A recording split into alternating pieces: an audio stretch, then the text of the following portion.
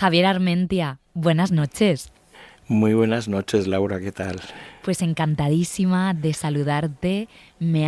Nos hace mucha ilusión que te sumes a este faro de verano. Yo encantado, y no es peloteo, que estoy desde hace unas semanas estoy qué bonito, qué bien y qué ¿cómo es eso? ¿Qué síndrome del impostor más tonto se me ha puesto? Pues lo vas a hacer fenomenal. Bueno, para los pocos oyentes que no te conozcan, eres astrofísico y comunicador científico de larga trayectoria, un gran divulgador y por muchas razones hemos querido que tengas sección en este faro de verano dedicada a la noche, a mirar al cielo y le quieres poner subtítulo a cada día de sección y hoy te atreves a afirmar que la noche no existe. ¿Por qué? Pues para empezar dando fuerte. Claro, porque fíjate, noche y negro, ¿no? Lo tenemos todo como muy unido. La noche es la oscuridad, no hacemos nada, ¿no? Los humanos nos vamos a la cama, nos vamos a dormir, somos criaturas principalmente diurnas, ¿no? Y cuando trasnochamos lo pagamos luego al día siguiente, más o menos según lo jóvenes que uno sea, ¿no? Pero parece que la noche es eso, el espacio oscuro.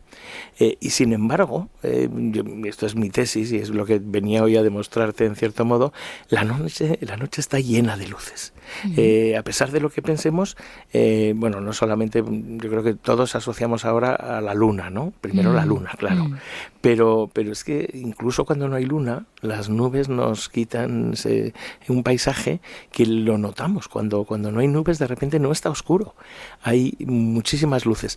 Igual desde las ciudades mucha gente no se da cuenta, porque las farolas no te dejan ver más que unas poquitas estrellas y planetas, lo más brillante, ¿no?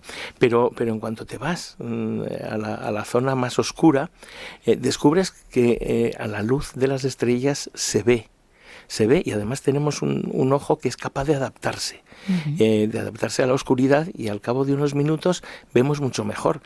Si hay luna, por ejemplo, podemos incluso leer un libro o leer unas páginas. Nunca he hecho la prueba, que con la luz de la luna podemos leer un libro. Con la luna llena puedes leer un poquito. Ajá. Igual ahora un oftalmólogo me dice, no hagas eso, que es muy malo. Bueno, pero se puede ojear, ¿no? Pero se puede ojear algo.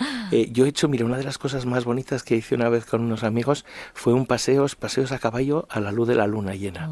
En la noche de luna llena los caballos ven perfectamente y entonces te metes por un paisaje donde te llevan estos caballos y descubres cosas que no entendías, ¿no? El bosque, los ruidos, los insectos, el agua, tiene todo un carácter especial. Y miras de repente hacia arriba y descubres planetas, descubres estrellas, puedes descubrir la Vía Láctea, ¿no? Ese camino de Santiago que está ahí. Pensar que lo que estás viendo además está tan lejos que su luz tarda en llegarnos miles de años. O sea, si quieres te puede dar la vuelta a la cabeza, pero de repente descubres que lo más bonito de la noche es que no es oscura, que esa noche no existe, que está llena de historias, de puntos, de cosas así, que además en todo el mundo todos hemos mirado a las mismas estrellas, al mismo cielo y todos hemos pensado en cosas diferentes, pero más o menos las mismas. Fíjate que siempre se han puesto a los dioses entre las estrellas, o el sol, la luna, los planetas, ¿no? Y esto pasa por todo el mundo, ¿no? Y es que es normal.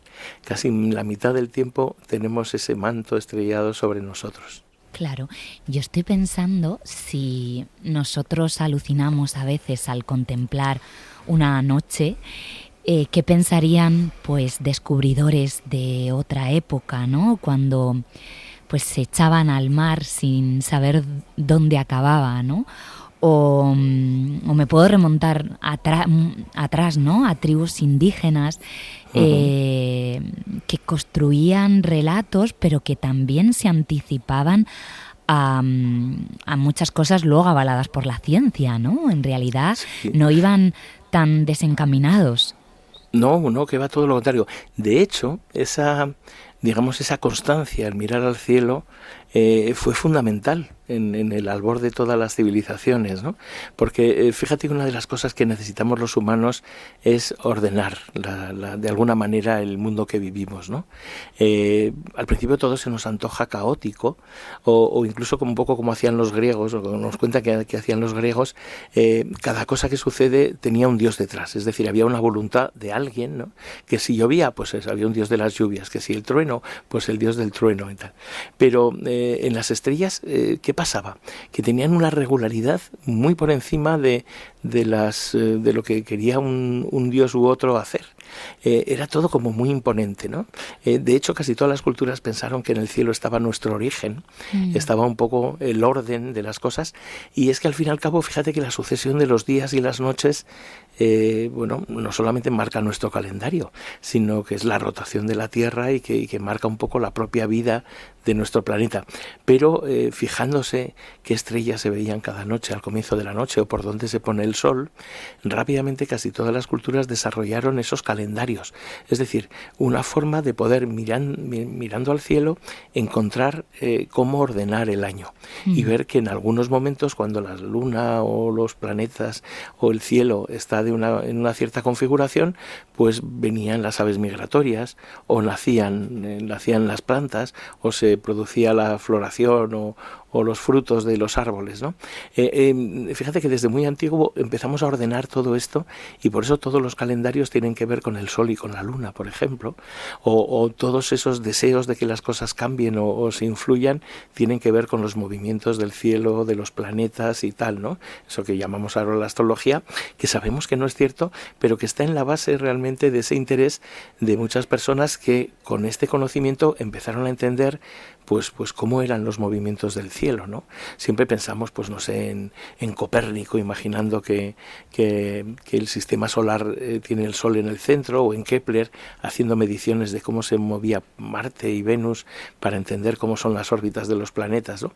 Pero en general eso lo podía haber hecho cualquiera a lo largo de la historia, midiendo lo que pasaba, ¿no? Cuándo pasaba.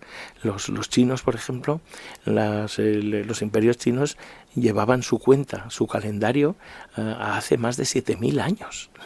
Y ya desde entonces iban marcando cada día dónde estaba la luna, por ejemplo, en qué mansión reposaba cada día la luna, porque cada día lo hacen en una parte del cielo, repitiéndose cada 29 días y medio. Es el mes lunar, que fíjate que sigue siendo el mes de muchas culturas, pues el mes musulmán o el mes hebreo usa ese calendario precisamente dado por los movimientos de la luna. Si quiero ver las lunas de Júpiter, ¿qué necesito? Ahí, fíjate, ahí entramos en un mundo un poco diferente. Ahora todo esto que estábamos comentando se ve a simple vista. Ojo, incluso objetos muy lejanos, ¿no? Como algunas nebulosas, las Pléyades, por ejemplo, que son esas estrellitas, ese cúmulo de estrellas que está en la chepa del Toro, o incluso la galaxia de Andrómeda, que está a 2 millones de años luz de nosotros. Pero en 1609, a finales del año 1609, Galileo Galilei, que le habían hablado de un sistema en el que poniendo 2 lentes aumentaba la imagen, y él ese anteojo lo aplicó y se puso a observar el cielo. Y fíjate, en la noche del 4 de enero de 1610 miró a Júpiter y vio junto a Júpiter a 3 puntitos brillantes. Y dijo, ¿qué serán? Y dijo, voy a verlo al día siguiente. El día siguiente los vio en otra posición. Luego resulta que se nubló y estuvo varios días sin poder ver el cielo. Pero a lo largo de esos días de enero registró la posición en que veía unos puntitos alrededor de Júpiter. Y dijo, están al lado de Júpiter y Júpiter se va moviendo por el cielo. Luego deben ser algo relacionado con Júpiter, no son estrellas que estén por ahí, o no son otros tal. Él los llamó los astros mediceos, porque dedicó su descubrimiento a Cosimo de Medici, ¿no? Que era quien le pagó un poco esas investigaciones, ¿no? Kepler, que no era muy amigo de Galileo, pero en cualquier caso estaban en relación epistolar, les dio un nombre muy bonito, satélites, los satélites de Júpiter, que satélite quería decir decir, el copero, el asistente, ¿no?, del planeta. Y ahí de repente descubrimos algo que nadie había contado antes hasta Galileo y luego Kepler y otros que miraron al cielo, ¿no? Porque nunca en ningún libro se había dicho que Júpiter tenía lunas. Es decir, que Júpiter era un mundo alrededor del cual había lunas, de la misma forma que nuestro planeta era también un mundo y alrededor de él había lunas. O sea que ese fue posiblemente uno de los momentos mágicos de la historia del conocimiento humano, cuando encontramos que había cosas que no se veían a simple vista y simplemente no se veían a simple vista porque estaban, en este caso, muy lejos y nuestro ojo no podía verlos.